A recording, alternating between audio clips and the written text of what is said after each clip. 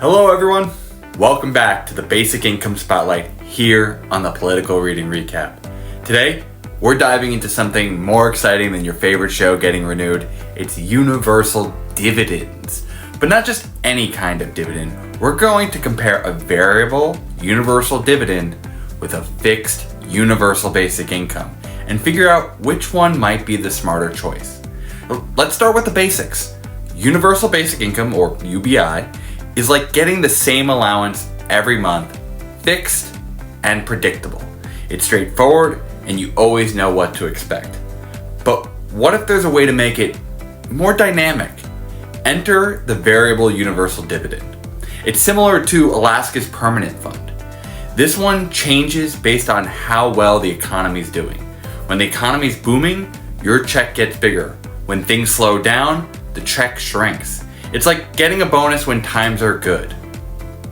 In a recent article from Newsmax by Jurian Camp, there's a strong case for why a variable universal dividend could be a game changer. Instead of handing out the same amount every month, a variable dividend adjusts with the economy. If the economy is thriving, your dividend reflects that prosperity. But here's the catch. It's not always guaranteed to be enough to meet that federal poverty level.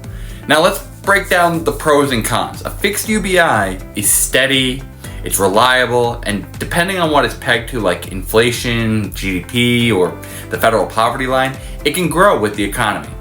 The problem? It's not deficit neutral. The amount can keep increasing, especially if it starts chasing the variables that it's causing to rise. This can lead to higher government spending and potentially a growing national debt. On the flip side, a variable dividend is flexible. It moves with the economy. It's like riding a wave, sharing in the prosperity when things are good. The downside? It can dip below what you might need during tougher economic times. So it's less predictable and could make budgeting maybe a little bit more challenging. But here's where the dividend shines. It's deficit neutral. Unlike a fixed UBI, which could lead to runaway spending and debt if it grows too large, a variable dividend only gives out what the economy can afford. No more, no less. This makes it an economically smart and politically safe choice, ensuring we're not piling on debt and keeping our financial future secure. So where do I stand?